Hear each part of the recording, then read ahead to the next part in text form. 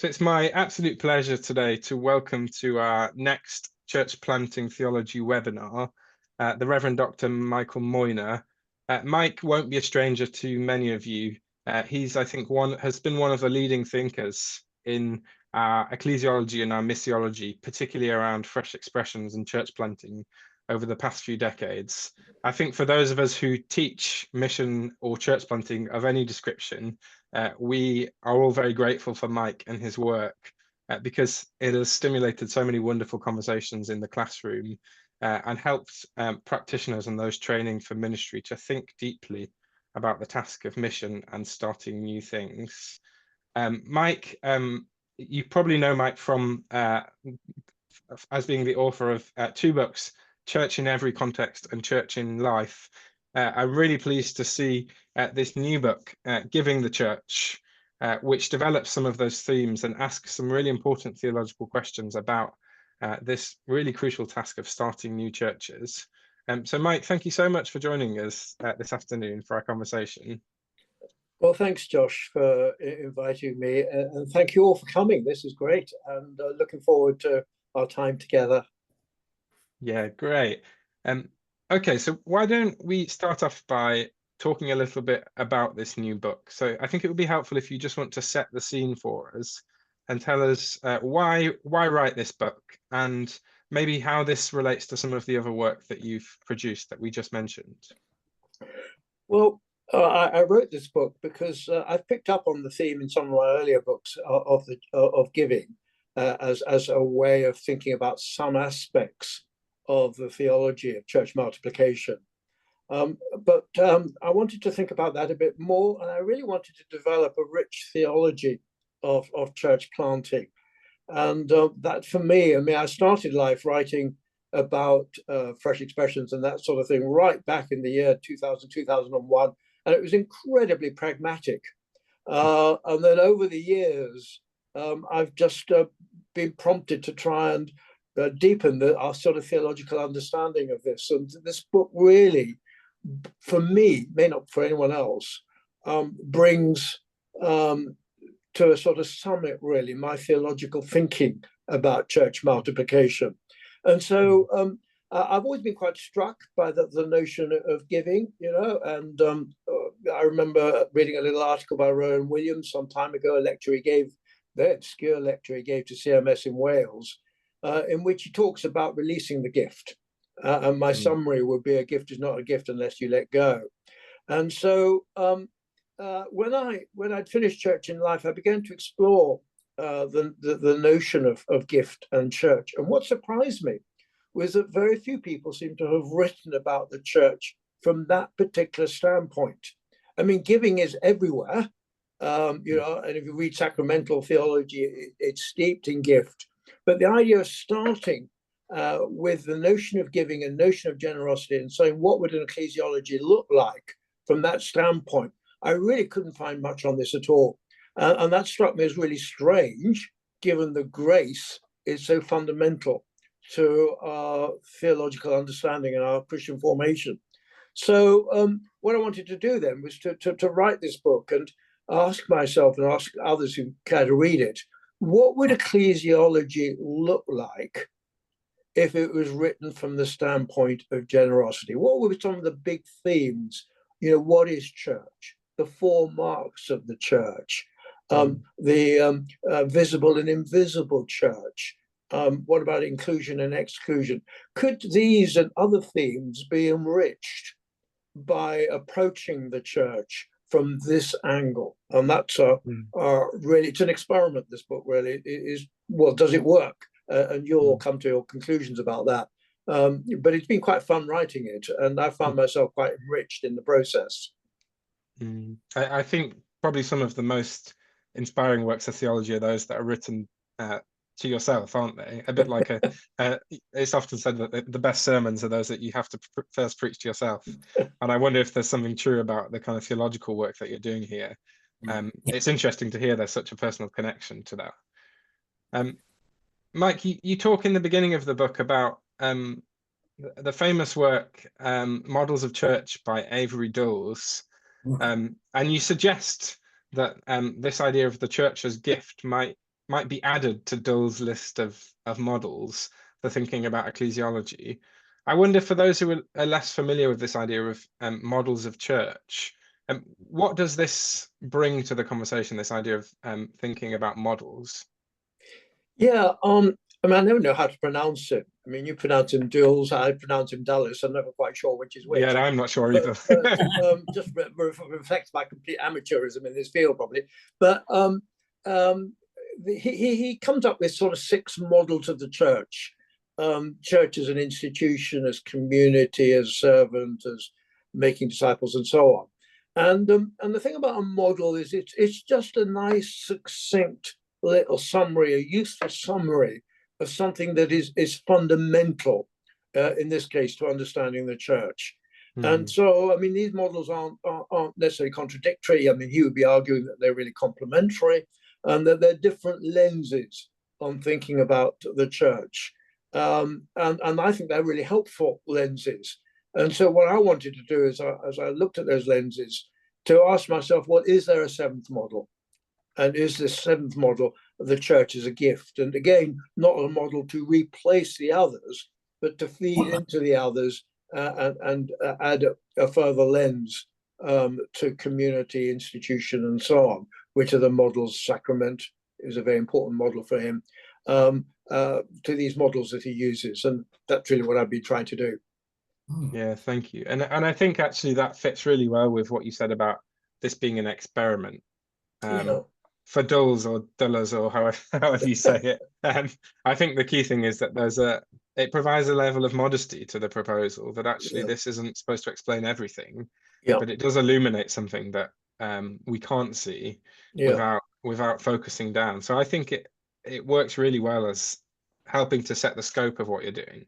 Yeah, I think so. And the thing for me, what really clinched it for me, is made me feel this is worth going on and pursuing, is if we see Jesus as head of the church, and we see Jesus as someone who's defined by his generosity, then the body of the church has got to head in the same generous direction as its head. You can't have a body and a head going in different directions, at least not for very long. And so if Jesus is defined by his generosity, the church must be defined by its generosity too. And that must have implications for how we live our lives. And Josh was asking me before we start, am I writing anything else? Well, not really. But if I was ever had the energy, I might want to pick up other themes of leadership and other, sacraments and other themes that are really important to ecclesiology, and submit them to the lens of generosity and see what comes out the other end. Yeah, thank you. And I think what it offers us, this idea of generosity, is it's a helpful reframing, I think, for thinking about what we're doing in mission. And you pick up on this at the beginning of the book when you talk about the fact that the language of gift can help us think through mission afresh to today's culture. And as you said before, you've been involved in this conversation for 30 years. And so you must have seen quite significant changes in culture, but also in the church's response to culture. Do you think there's something particular about gift which is helpful today and the challenges we're facing today? I mean, there have been significant changes. I mean, the 2 big changes I think I'd highlight is 30 years ago when I started talking about new forms of church. I would have to take half an hour to explain what I had in mind, and even then, people didn't seem to get it, and maybe conclude that I must be a terrible communicator. I think I must have improved hugely over the last 30 years, because now it seems to take them about half a minute to get it. And it's just intuitive to people. It makes sense. The gap between existing congregations and the world is so great that you've got to put something else in between, and people just aren't going to come to church. So that's been one really big change. But the other change, which I think is more significant, is that really there, in my mind at any rate, there are kind of 2 strands of church multiplication. There's the conventional church planting strand, which basically gets to public worship and the launch of public worship as quickly as it possibly can. And then there's the other approach, which is characterized by what we call the missional journey, which is much slower. You start by listening to the context and to God. You find simple, practical ways to love people in that context. You build relationships through that loving activity. As community forms, you find simple ways to share the gospel with people. And then as people come to faith, you encourage them to form a worshiping community where they are, and then to repeat that process.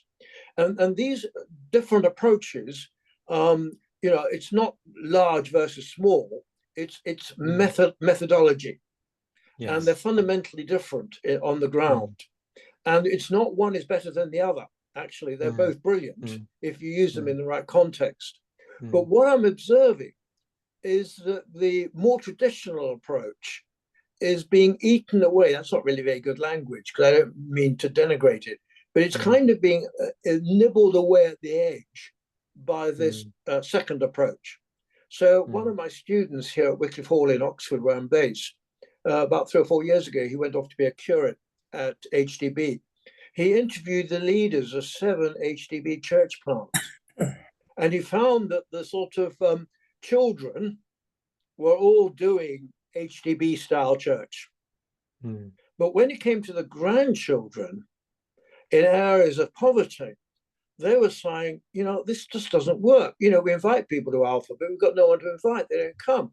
So we've got to actually start by setting up sort of debt counseling centers and other activities of love through which we can get to know people. And of course, in order to do that, we've got to listen to people and find out what's going to work. And so what they've ended up doing is actually doing the missional journey without even knowing it. And then, having built community around their loving action, they then invite people to Alpha, and away it goes. But then they say, when they start coming to church, well, it just doesn't look like traditional HDB church. It looks rather different. It's more chaotic and so on. So what I find, and again, I talked to one of our large evangelical, one of the leaders in one of our large evangelical churches here in Oxford, quite a traditional one. And she said, people aren't coming to faith in the way they used to. They're not coming to faith through our main services. They're coming to faith through our weekday activities, through the language cafe that we hold and so forth.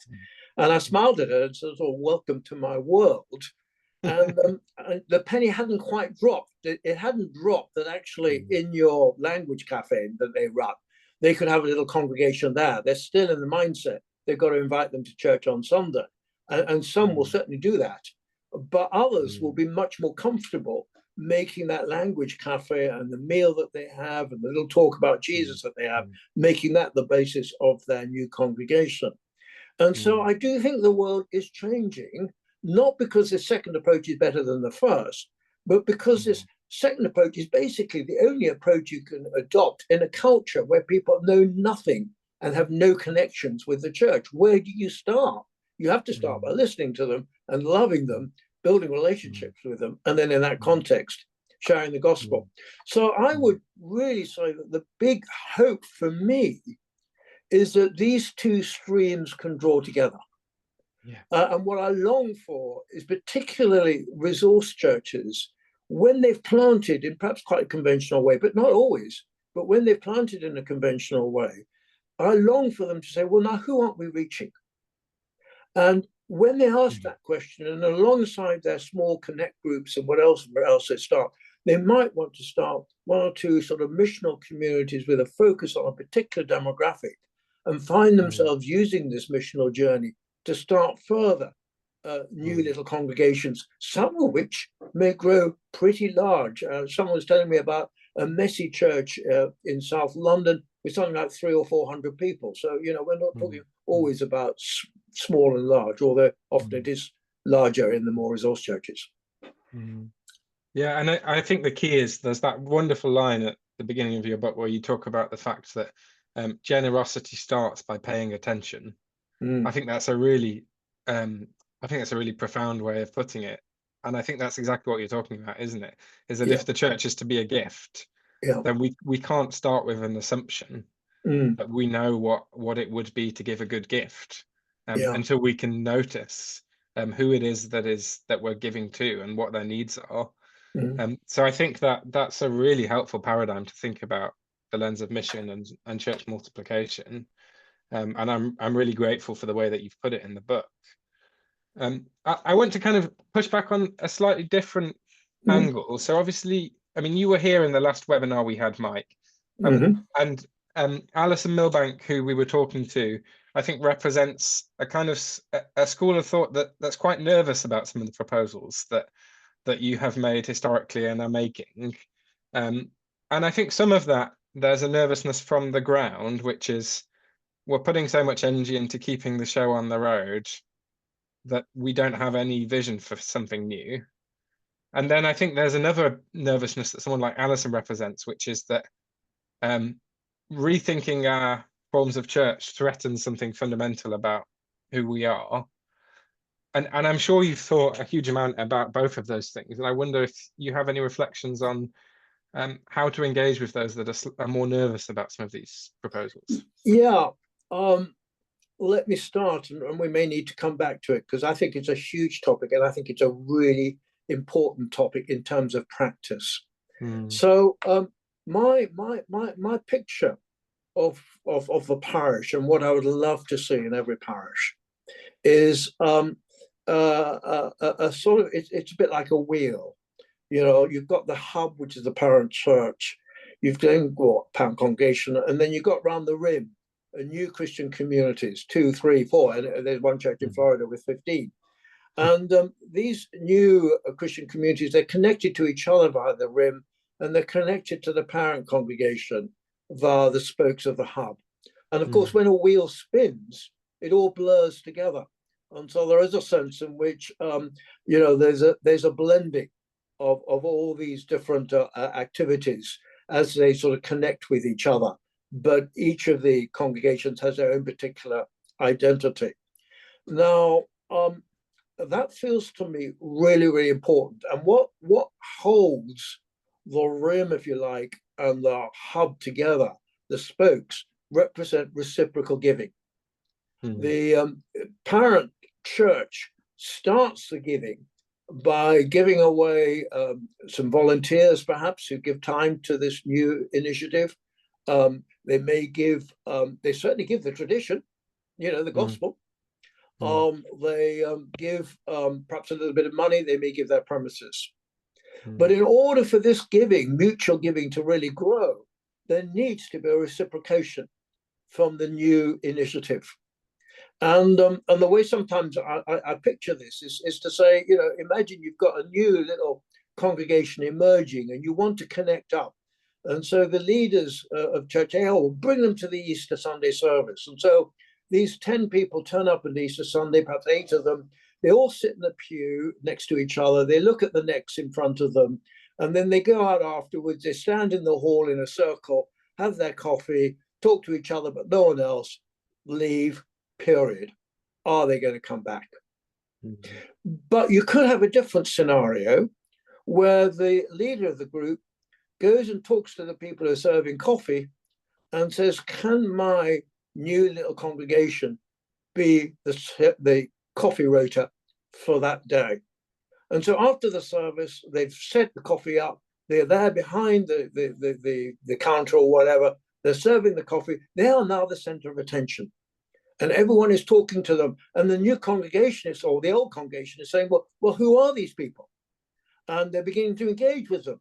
And they say, hey, this is great. And so instead of having this tension where pioneers say, oh, the congregation's not really interested in what we're doing, what you have is the beginnings of engagement between ordinary people in one congregation and the other. And so I think reciprocal giving really does start after the initial stages with the new initiative giving back to the original church. And that's really important. So that then begins to build the connections. And I would say to Alison, Alison, don't prejudge what the Spirit's going to do. As these folks grow in their Christian faith, don't prejudge that they're not going to be interested in the Eucharist. All my experience is that many people just love it. We had a fresh expression once, which is based around Compline. So I don't think we should prejudge. The Eucharist may be a little bit different to what we've done in the past, but it'll be recognizable as a Eucharist. And so, Alison, don't worry about the tradition. Don't be fearful. The tradition, if it's filled with the Spirit, will speak for itself. And these folks may contribute to it and add to it and enrich it in ways that are a blessing to everyone. So I would say to her, don't panic. I would say to folks that are struggling, and this is getting a long answer, I'm sorry, but you'll have to cut me off. I would say to congregations that are struggling and saying it's just so hard to keep the show on the road, we can't do anything else. I would say, actually, start with what you've got. Start with what God has given you. Most of our parishes have some sort of outreach, a coffee morning, a luncheon club, a bereavement group. Why don't you add a little spiritual extra on at the end that's entirely optional? I mean, one Lincolnshire church that I know about, of their luncheon club, they just added on 10 minutes at the end, gathered around a table, lit a candle, played a little bit of Christian music, read a passage from scripture, had a few moments of headspace for people to connect with God or a higher force or whatever they understood God to be, and then a little time of silence and a signing off at the end. And we've just been developing a liturgy for this called Soul Space. The first trial didn't go at all well because we got the language all wrong and it was hopeless. So we're about to try a new version in a couple of weeks. But one person used that version in her mums and Todd's group. Two people came, a helper and a parent with their two children. One person loved it. The other person was in tears because she was so moved. And so I'm about the only person, probably along with Dave Mayo, who when the church says 2,000 new worshiping or 10,000 new worshiping communities, everyone says that's impossible. I'm about the only person with Dave Mayo who actually thinks it is possible. Because if we all added a little optional spiritual extra, 2, 3, 4, 5, 6, 7 people, however many want to come, at the end of the outreach activities that we're doing, no pressure, no compulsion, stay behind, I think we'd find that the Holy Spirit opens people's lives, opens people's hearts, so that we have more conversations, more discussions around the spiritual practice, and a little congregation will emerge almost imperceptibly where you are. So those are my ways of responding to those 2 points. Alison, don't panic. Have confidence in the tradition, because it'll almost certainly win a lot of people over. And to the struggling churches, don't do anything radically new. Just look at what you're already doing and see if you can add a spiritual extra to what you're doing. Just 10 minutes. Yeah, thank you. I think they're both really helpful responses, and I think it ties in nicely to the final part of the book. One of the final chapters of the book is about a Eucharistic theology of giving the church, which you call you describe as a Eucharistic compass for church planting. And I think that idea of looking to the tradition to give us fresh insight in how to be generous in the church today, I think is one of the things that I like most about the book. I think that chapter on the Eucharist is really rich and really wonderful. I wonder if you could just speak a bit more, for those who haven't read that chapter or the book, could you speak a bit more to what you think the Eucharist offers to us as church planters, church leaders, practitioners? Well, Josh, I'm tempted to say no, because I want all these go folks to by the book. Buy the book, for goodness sake. But I'll just say something about that in a minute. But in the second half of the book, the first half of the book is really saying, look, what is ecclesiology and some of the main big themes of ecclesiology? What does that look like through the lens of giving? The second half of the book is really, well, what does an ethical way of giving look like? And there's a little framework that I develop in the first part of that second half. It's receiving first, because that corrects, and moves us away from sort of paternalistic forms of giving. So it's receiving first, which includes living. It's giving appropriately to the person, the recipient, but also appropriate to the giver. There's letting go. There's receiving the gift. There's giving back, and then there's a transformation that occurs. And I then apply that little model or framework to three of the traditions in ecclesiology. One is to liberation theology. And I want to say that, if we have a concern for the poor and people on the edge and the disadvantaged, then that little framework, if you marry it to liberation theology, can really help us to have just forms of giving and just forms of church multiplication. And then I also apply it to the sort of Protestant Reformed proclamation model, which I rework in terms of conversation. And actually conversation is a gift exchange. And if good conversations follow the same pattern, there's a receiving first, there's a giving appropriately, there's a letting go, and so on. And so I apply it to that. Paul Avis, actually, who was a great help.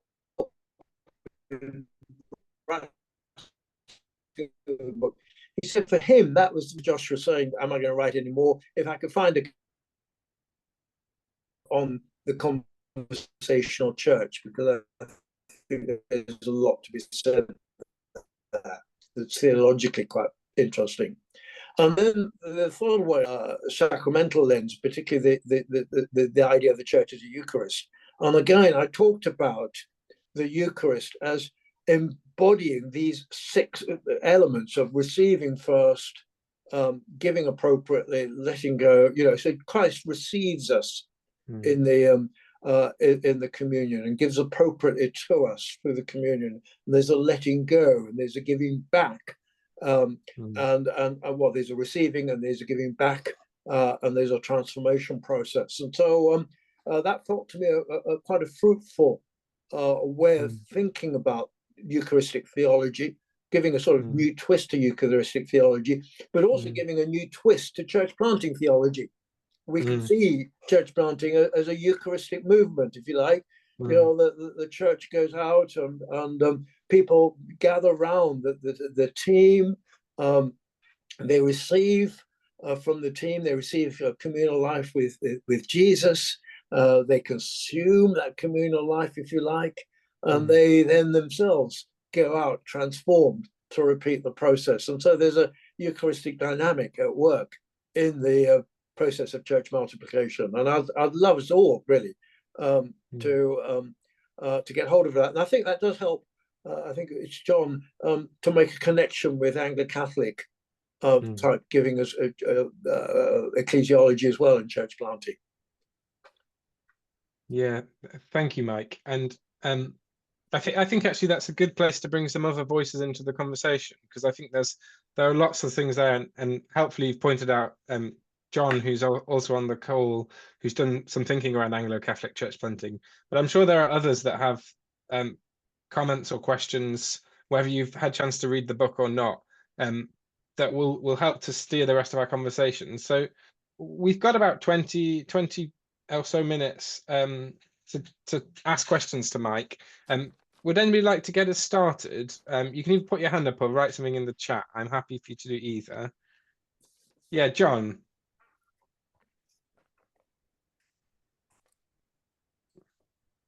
There, that's better. Picking up what Mike was saying and his 2 models.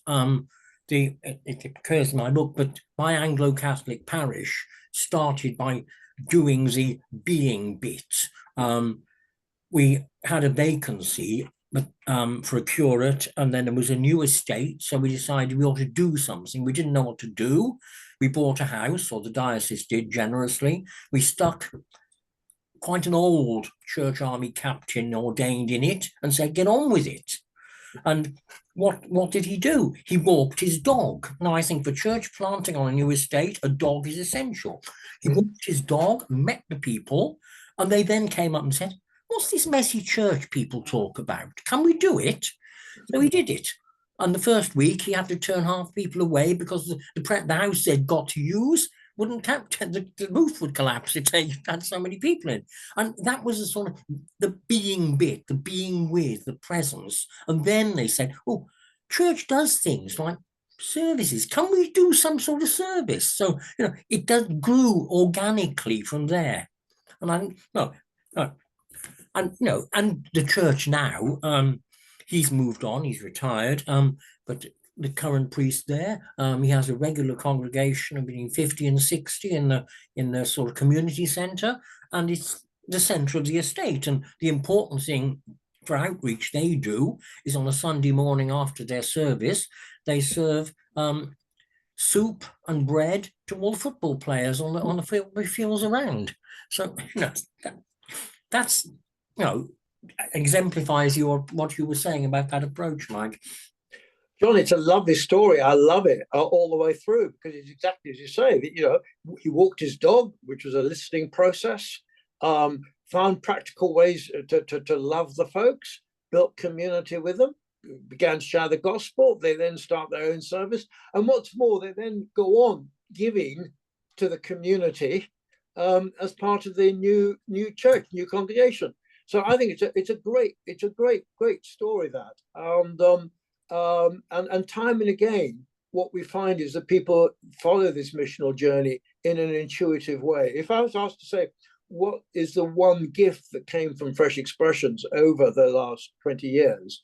It was that's potential to enrich the church. It's the making explicit of this missional journey. Listen, love, community, share Jesus. Something with the flavors of church emerges, do it again. And I think it's a fantastic map that people use, and helps sort of focus, well, where are we now? What's the next stage? Do we need to return to an earlier stage? So, I mean, of course, it's all much more messy in real life, but there's a sort of description there. So a great story. I love it. I love it. Thank you, John. Mike. Thank you, John. Ben Lacey, I think you've got a question, so feel free to unmute and ask. Thanks, Mike. Enjoyed that a lot. Your wheel analogy made me think almost like the faster the wheel goes, the more sort of centrifugal force there is to propel the church out. Oh, okay. And my question was, for churches where the wheel just isn't spinning, where there isn't any centrifugal force that's making them want to go out and listen and do all the things you've been speaking about, what do you think the fuel is that gets the appetite going, I guess, in a church for doing the kind of things you're talking about? What do you think fuels it? What gives the church the appetite for it? Well, Ben, first of all, I love that gloss on my picture, and I shall nick it and use it myself. And I probably won't acknowledge you, for which I apologize straight away. But I think it's great. So I would love to say that the great fuel is theology, and everyone is so enthused by the idea of being a gift that they all leap out of their pews and become a gift. But the reality, in my experience, and I'm sure yours, is that what really fuels it is imminent death.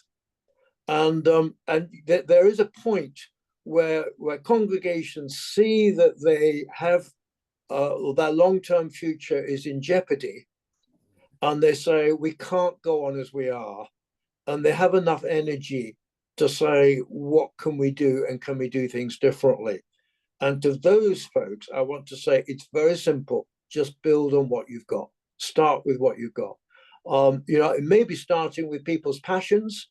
It may just be, someone there's a group about this size that I mentor from Germany of people who are doing what they would call fresh expressions. And, someone said, my passion was Lego. We tried Lego church in the town. About 5 people came. So we then did it in the village. 40 people showed up. So you can either do something, and that's so easy, because once you've got the bricks and once you've started, you just tell them a Bible story. They go and model it with their Lego. They talk about it. You have a little prayer. They bring their food. So it's bring and share. This is dead easy. And, you just need 2 or 3 people out of a church of 15 who are willing to give it a go. Now, but it may be you've got a coffee morning already. Just add that little spiritual extra, use soul space. So, but you need to do it before you go over the hump where you're so fragile that you can't do anything. And my fear is that there are quite a few churches at the top of the hump, and they're about to go over the top. And now is a moment, and they may miss that moment over the next 5 years. And I just find it so sad when that happens, and it needn't happen because it is so simple to start if you want to, and if you're doing if you're doing a monthly messy church, and you're saying, oh, it's only a month, what more can I do? Look, there's very simple things you can do.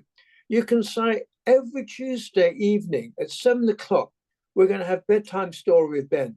Come onto the Zoom, first few minutes, how we got on this past week, who's had a birthday, what's happened. Ben then reads a simple Bible story from one of the children's books. You then say, if Jesus was here right now, what would you say to him? You go round the group, let's say amen at the end. Hey, folks, we've had bedtime prayers, 15 minutes. You find a friend to do it with, so you're not doing it on your own. And because you've got a friend, you can do it every week because one of you can be away and the other person can still do it.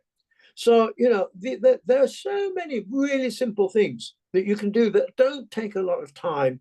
They do involve commitment and they involve patience. And the patience is very often in short supply. But anyway, so I could go on, but Thank you. There we are. We look forward to hearing bedtime story with Ben when he starts his curacy later in the year. Ben, where are you going to be a curate? Where are you going for curacy? Sheffield. Oh, brilliant. Picking out books. So if you go onto the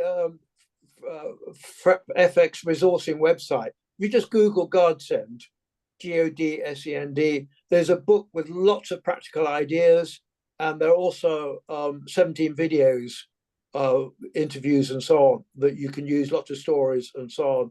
So, lots of material that you could use with 2 or 3 lay people and get them cracking. There are lots more questions I could ask, but I'm keen to hear from others if there are other people who have things they'd like to ask Mike or hear more from Mike about. Yeah, Chris, go for it. Hi, Mike. Thanks for your time. I suppose my question is, how might your approach to giving as a lens through which to look at the church, how might that apply to like the national institution of the Church of England? And I know the Church of England doesn't have the monopoly on church planting, so if you're not from the Church of England, feel free to translate this between your church and whichever ecumenical network you find yourselves part of. But like, if it's about mutuality, and it feels like it's easier to see how mutual flourishing between like a sending church and the church that's being planted, how that mutuality can happen. But I find it more difficult to see how that kind of scales up. How does that principle apply to, say, like a parish in an area of great deprivation, barely keeping their heads above water, faithfully doing the Lord's work, who kind of look quite enviously at other churches in the country that have like staff teams larger than their entire congregation. So like mutuality kind of between like local churches feels like that. I understand that. I was wondering if you had thoughts on how that scales up to larger institutions and larger networks. So the bigger you scale up, the more difficult it is. But if we had giving and generosity as a value that we really believed in, then the discussions about the distribution of money between dioceses might be a little bit less painful. Yeah. I mean, there are some wealthy dioceses that are fairly generous towards other dioceses, but there are others that are rather less generous. So that would give a language for thinking about that. But this is really where my chapter on conversation feels important, because generosity and giving and mutual reciprocal giving characterizes conversations at their best.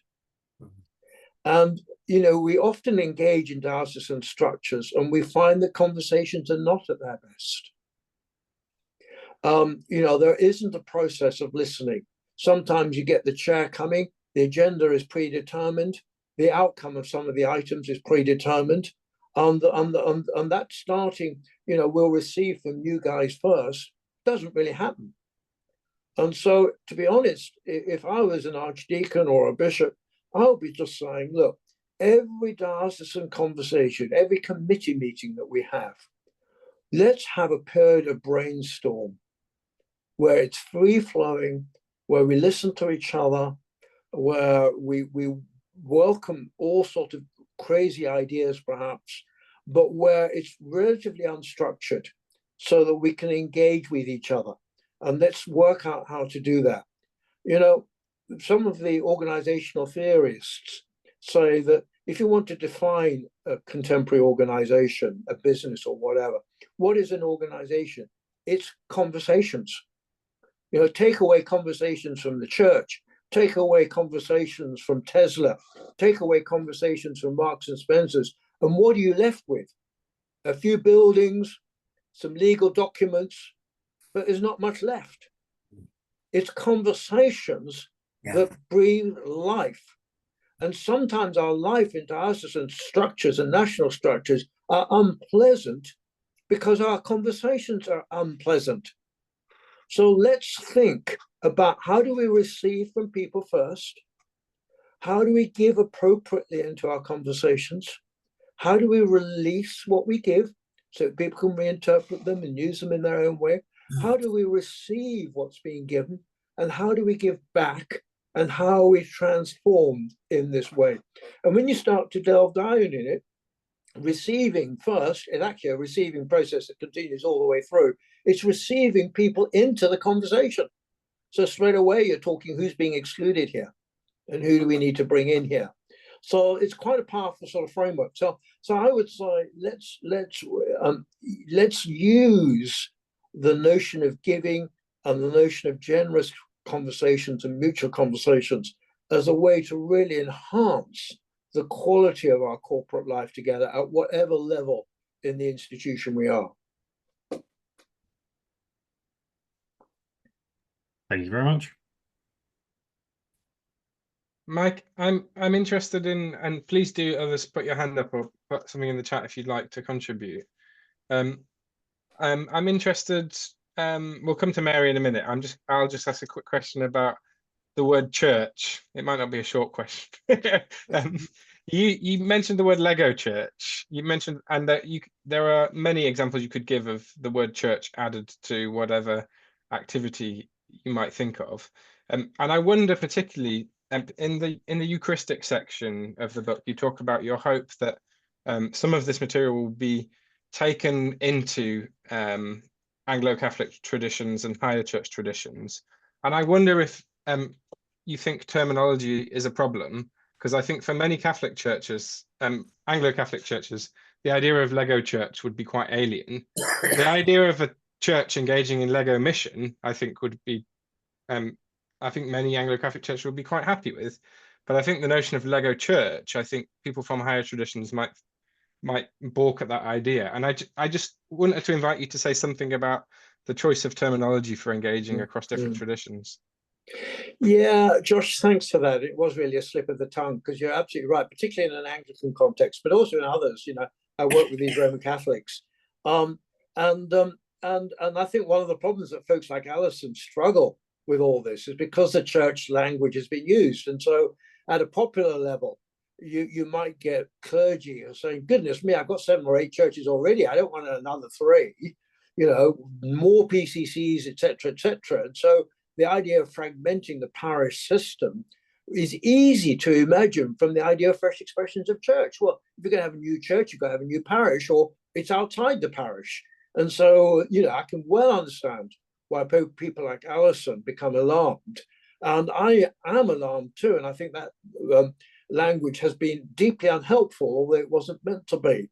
And so I think language of new worshiping communities, new Christian communities, new congregations, I think, you know, that's okay. New missions, whatever you want to do. I don't think the language is really important. Theologically, we know that the New Testament term for church is amazingly fluid. So it can move down to from your smallest unit up to the universal unit.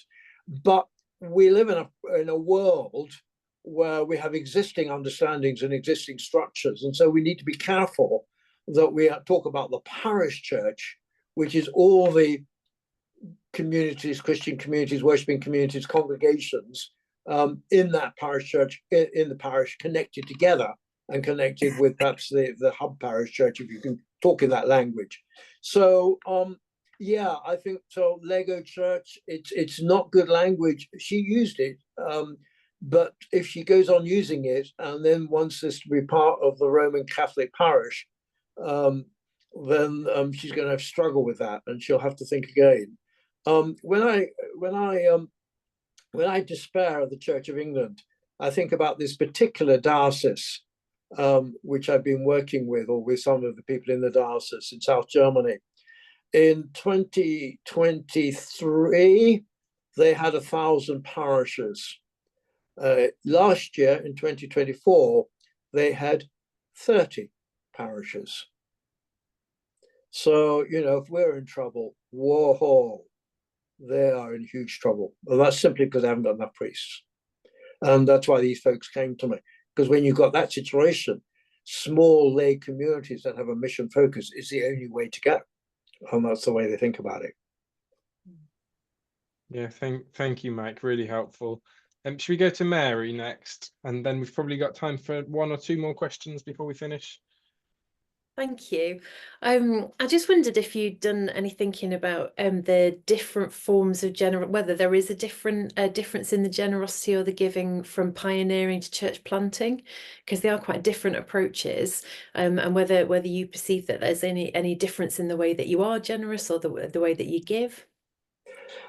I think the difference I'm going to describe cuts across whether it's church planting or some forms of other, New Westminster community type approaches.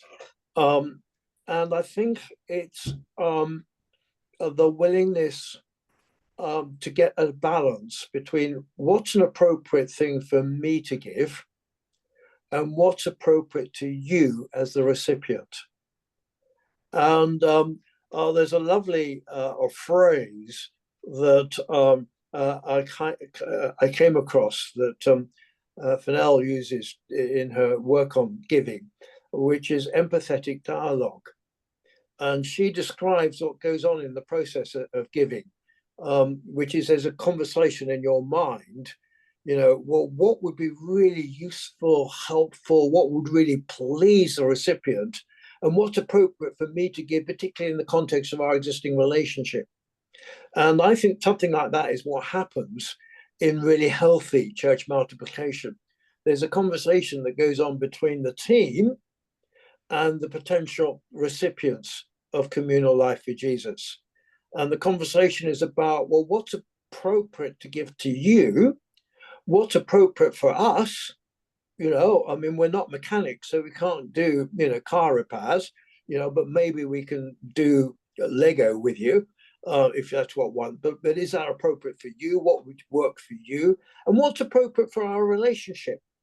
Is it at this stage of our relationship that it's appropriate for us to share communal life with Jesus? Or are we at an earlier stage? So those are, so having that conversation. So I think really good generosity is a generosity where you've got this empathetic dialogue going on, where the givers get into the mindset of the recipients and ask appropriate questions to help them get into the mindset, and where they're working together in dialogue, not just in their minds, but in actual dialogue with the recipients. So it's all emerging together through wonderful, endless, joyful, playful, sympathetic and empathetic conversations. Thank you. I don't know if that, Mary, I don't know if that's quite what you're looking for, but anyway, I hope that's helpful. Yeah, thank you, Mike. Is there anybody that would like to ask a final question? Well, I wonder, Mike, if you could finish by reflecting for us what you've obviously seen the conversation develop in lots of ways, and you've been responsible for developing the conversation around new things in the church for the past 30 years.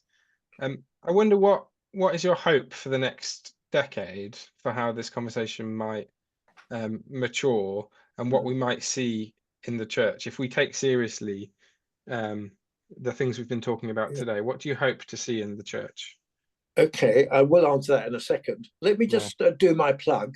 First of all, if you want to buy this book, Giving the Church, if you go onto the SCM website, you can buy a copy at, particularly an electronic copy, at a 20% discount if you quote the code OFF20.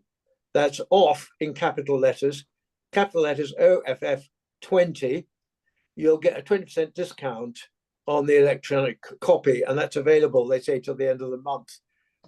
If you're too late, come back to me and see. And Josh, if you think, gosh, this is going to be useful for my students, then let's have a conversation as to whether I can get a code for you and your students to use.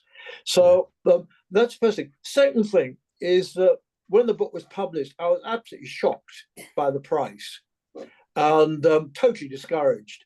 And I told the editor, David Shervington, that he must have heard the squeals of anguish from Oxford when I got his email. So I then said, right, there's only one thing to do. I've got to just produce a really cheap copy. So I'm publishing in the next couple of months, next 4 weeks, a short version of the book. It'll be called Giving the Church, it'll be Church as a Gift, I think. It's coming out through Fresh Expressions. SEM are happy about this. It's going to be 20,000 words long, so it's about a 3-hour read. It's in really simple language with lots of pictures, and it'll retail probably for about £9, possibly less than that. And it has the guts of this book, but in a less academic way. It's still, I hope, reasonably rigorous. So those of you who are academic-y, that's not the book for you. But for those of you who want shortcuts and something cheaper, this could be the book for you. And I'm launching it, just telling you, Josh, he knows. So I'm launching it as well as this book. So it's this book's going to be launched a year late, along with this other one, on the 10th of March. And I'm doing it with Alison Milbank. And she's going to come, and we're going to do a conversation together. And again, I hope that's going to be recorded. And I should just be interested to see whether we're still friends at the end. I hope we will be. Because I've got just this feeling that the differences between her and me are not that great. And I just think that with a little bit of, kindness and time and a little bit of hard work, wow, who knows? There could even be a joint book between us. That's a dream. But anyway, I don't think the differences between us are that great. I really don't. So if you say, well, what's my hope? My hope would be, one is that there's a coming together of these streams. There's a coming together of Alison and folks like her on one hand, and folks like me on the other. I would be hopeful that there's a coming together of the two church multiplication streams I described, a shorthand, the Fresh Expression streams and the church resource streams, HDB type streams. I think there's great potential for them to come together. I'd be really hopeful about that. I would be hopeful that the work that we're doing, this little liturgy that we're doing called Soul Space, which we're going to trial again from the middle of this month for another three months and see if this works better. If any of you are interested, go to Josh and he'll tell you my email me and I'll give you the link for that. Then I'm hoping that could be a really easy resource. It's all there, it's written out, it's a liturgy, that you can extend with simple discussion questions. So you end up with literally a morning prayer. Or you could put a Eucharist, Messy Church Eucharist in and end up with a Eucharist there. Or as an addendum, optional extra to an outreach activity that already starts. And I'm hoping that this will really be a resource that opens the door through sort of spiritual engagement, through kind of worship for people, apt liturgy, as you might call it, worship for folks who don't yet believe in God, but have some spiritual longing.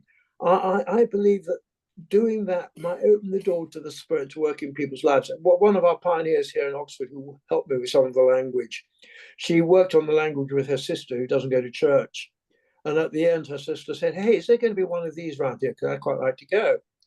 So I think there is an appetite for spirituality. And my prayer is that this Soul Space resource becomes one of the doors, not the only one, obviously, but one of the doors that opens people to explore spirituality from within a Christian, eventually within a Christian tradition. Thank you, Mike. And really wonderful to hear about the ways you're developing this material. I'm looking forward to seeing how it lands in lots of different contexts. It's a real gift, I think, to the church. Pardon the pun, but it's a real gift to be able to offer a depth of theological thinking in the book that you've already published, but also ways in which people from lots of different backgrounds can pick up on your insights and your many years of experience. So thank you so much for all that you're doing to resource the conversation and resource churches in lots of different places and spaces across the world. We're really grateful for you and for the work that you're doing and for your time this afternoon. It's been a really fruitful conversation. So thank you for joining us, Mike. Well, thanks, Josh. Thanks for having me, and thank you all for coming. It's been lovely to look at your faces, and thank you for your questions as well. It's been really stimulating. So thanks to you all. Thank you, and thanks everybody for joining us. Our next webinar is going to be in March, and we're going to be thinking about Anglo-Catholic church planting. So please do go and look on our website and sign up for that if you'd like to come. But thanks for joining us, and hopefully see you at something soon. Bye-bye. Bye.